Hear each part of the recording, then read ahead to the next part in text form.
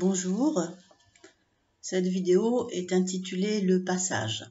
En fait, je parle de la mort, bien sûr, mais les mots qui m'ont été donnés, c'était beaucoup plus souvent le passage, une traversée, une transition ou une renaissance. Voilà, ce sont donc des bonnes nouvelles.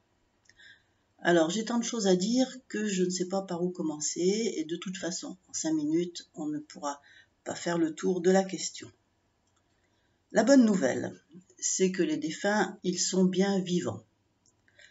La mauvaise nouvelle, c'est qu'ils sont exactement les mêmes que lorsqu'ils ont quitté la Terre. Alors, mes premiers textes que j'ai reçus à propos de la mort, du passage, m'ont vraiment secoué. Alors, j'en ai parlé dans mes 2 précédents livres, c'est-à-dire Les écrits de Montségur, tome 1, Paroles de Cathare, au chapitre 16, lorsque je parle d'un nettoyage d'une maison. Et puis, dans mon 2e livre, Les écrits de Montségur, tome 2, Éveil et libération, et là, j'ai 2 chapitres qui en parlent, le chapitre 4 et le chapitre 5. L'un des premiers textes que j'ai reçus fut le suivant. Le phénomène de la mort est en fait un réel transfert de conscience. Vous ne pouvez pas imaginer à quel point j'ai été émue par cette petite phrase. Transfert de conscience, maintenant dans les films, je veux dire les réalisateurs s'amusent avec. Mais donc, à partir de cette petite phrase, il m'a vraiment été donné que l'âme survivait à la mort et qu'elle emportait avec elle 3 éléments importants qui sont la mémoire, les sentiments et la conscience. Donc le défunt est exactement le même qu'avant sa mort, il est dans le même état d'esprit. Alors pour cette raison, des religions comme le bouddhisme et le catharisme ont accordé une extrême importance aux derniers moments avant la mort. Je parle des moments où le défunt possède encore sa pleine conscience. Le rite cathare avait même institué un consolamentum pour les mourants, juste avant la mort, afin que le défunt soit purifié avant le passage. Il partait ainsi libéré, purifié et tranquillisé.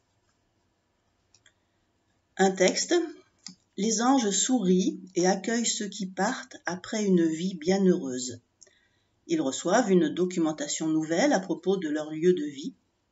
Les anges bénissent leur séjour et leur montrent un avenir heureux et merveilleux, plein de joie et de fête. Alors dans l'au-delà, les pensées deviennent créatrices parce que les mondes de l'au-delà sont en rapport avec la pensée. Alors si le défunt part dans l'épouvante, il risque aussitôt de créer des images d'épouvante et des horreurs, et s'il part dans la paix, il va trouver la paix. Alors dans l'au-delà, il n'y a pas qu'une seule dimension comme je l'avais toujours imaginé, c'est-à-dire la dimension des vivants et la dimension des morts. Non, il y a de nombreuses dimensions. Un autre texte. N'ayez pas peur de la mort, c'est une traversée. Vous passez d'une dimension à une autre, donc de la dimension terrestre aux dimensions de l'au-delà, dimension du ciel, dimension divine, dimension de l'énergie, vous les appelez comme vous voulez. Alors nous commençons à entrevoir ce que deviennent les défunts par de nombreux médiums. Alors les médiums, ils ont reçu l'autorisation justement d'être en contact avec les défunts afin de nous ouvrir à l'idée d'une survie après la mort. Et puis, nous avons d'autres enseignements par ceux qui ont vécu des expériences de mort imminente. On appelle les expériences NDE, c'est-à-dire des personnes qui, pour une raison ou une autre, sont entrées dans le coma. Et puis, à leur réveil, ils ont raconté ce qu'ils avaient vu, ressenti. Alors, c'est pas tous ceux qui sont dans le coma, c'est un certain pourcentage, entre peut-être 20-25%, mais pas plus.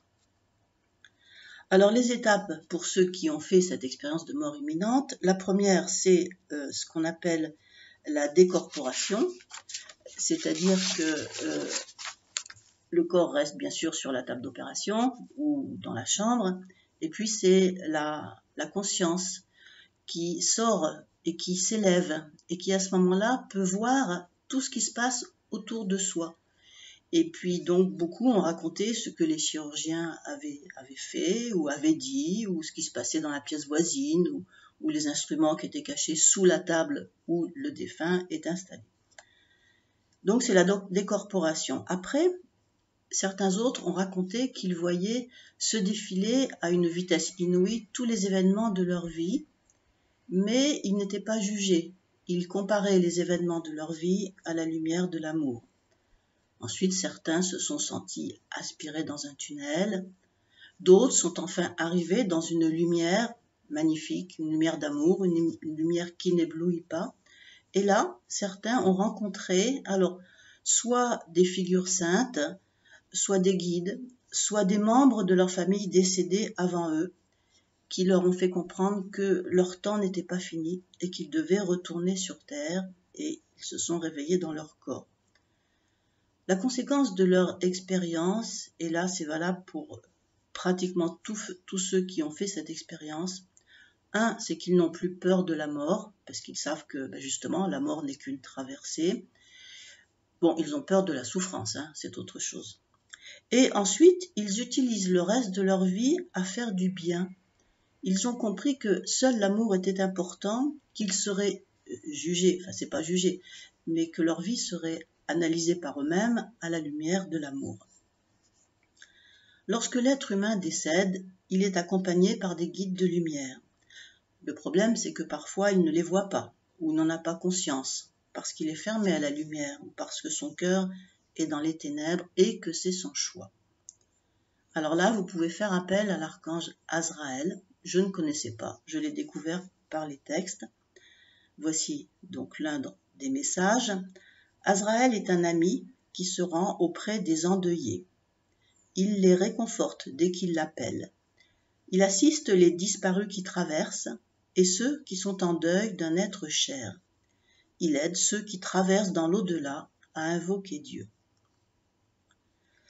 Alors certains défunts peuvent aussi choisir, peut-être un bien grand mot, de s'agripper à des êtres humains ou à des lieux, pour quantité de raisons. La première étant qu'ils ne se rendent pas compte qu'ils sont morts et ils ne comprennent pas que les autres humains ne les voient pas et ne les entendent pas. Le problème, c'est que lorsqu'ils s'agrippent à un être humain, ils utilisent l'énergie de l'être humain. Et donc l'être humain va avoir son énergie qui baisse. Ils veulent rester en place pour différentes raisons, l'une d'entre elles étant qu'ils veulent protéger les êtres qu'ils aimaient et qu'ils ont quittés. Mais, une fois montés dans la lumière, voici ce qu'ils deviennent. Encore un autre texte. Les formes actuelles des nombreux vivants, conséquence de leur incarnation, deviennent face à la mort des corps spirituels de lumière, capables d'apparaître, de pratiquer des exercices, de se déplacer dans la matière et de la traverser instantanément. Donc nous sommes toujours vivants, mais autrement. Donc soyez rassurés, nous continuons de vivre sous une autre forme. Encore un texte. N'ayez aucune peur de la mort, elle est la transformation du grain en épi, du bouton en fleur, du pépin en fruit. Alors tous ceux qui disent que les morts disparaissent à jamais, ils ont tort. Et je terminerai par un dernier texte. D'ailleurs, vous êtes tous saints et éternels, mais vous ne le savez pas. Vous imaginez encore mourir et disparaître à jamais. Là n'est pas la réalité. Vous êtes éternels depuis l'éternité, enfin votre âme, pas ce corps créé par la terre, votre mère. Il retournera en poussière. Aveugle que vous êtes, vous ne faites pas confiance à l'esprit qui l'anime. Que l'Esprit Saint vous bénisse et à une autre fois.